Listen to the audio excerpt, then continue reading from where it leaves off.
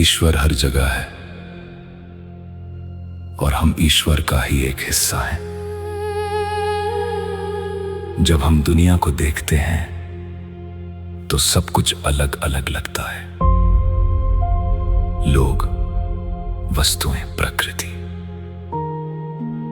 लेकिन अगर हम और गहराई में जाएं और बहुत ज्यादा जूम इन करें तो हमें अणु दिखाई देंगे, फिर परमाणु, और फिर उससे भी छोटे कण और ऊर्जा। उस स्तर पर सब कुछ एक जैसा दिखने लगता है। सब कुछ उसी एक मूलभूत तत्व से बना है। इस तरह ईश्वर को उस मूल वास्तविकता के रूप में समझा जा सकता है जो हर चीज का स्रोत है, जो अस्तित्व में है। ये कोई दूर की चीज नहीं है, बल्कि हर जगह, हर चीज में मौजूद है। और क्योंकि हम भी उसी मूल तत्व से बने हैं, इसलिए हम भी उसी का हिस्सा हैं। अब मानव मस्तिष्क के बारे में सोचिए।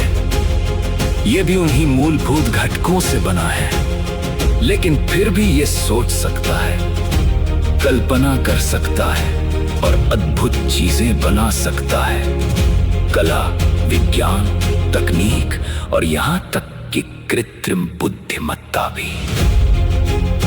अगर एक सीमित चीज जैसे मानव मस्तिष्क इतना कुछ बना सकती है, तो एक अनंत वास्तविकता जो हर चीज से बनी है, उसकी रचनात्मक शक्ति असीमित होगी।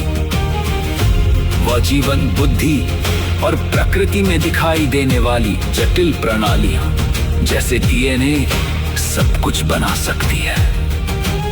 और यदि ये अनंत वास्तविकता स्वयं को प्रकट करना चाहे, तो वह संदेशवाहकों के माध्यम से कर सकती है, जैसे ईसा मसीह और अन्य पैगंबर, जो अलग अलग समय, स्थान और संस्कृतियों में मानवता को सत्य समझने में मदद करते हैं।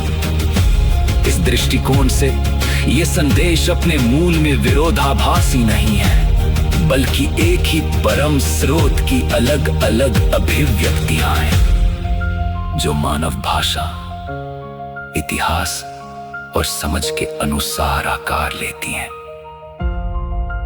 इस अर्थ में सभी धर्मों को एक ही वास्तविकता की ओर अलग अलग दिशाओं से संकेत करते हुए देखा जा सकता है। वे रूप में भले ही अलग हों, लेकिन उनकी उत्पत्ति और अर्थ में एकता की संभावना है। इसलिए ये सोच विभाजन नहीं लाती, बल्कि एकता की ओर ले जाती है। ये एक गहरी समझ है कि सभी परंपराओं, प्रतीकों और शिक्षाओं के पीछे संभवतः अस्तित्व का एक ही साझा स्रोत है। और जब आप अपने आप को और अपने आसपास की दुनिया को देखते हैं, तो आप उस स्रोत से अलग नहीं हैं। आप उसी का हिस्सा हैं।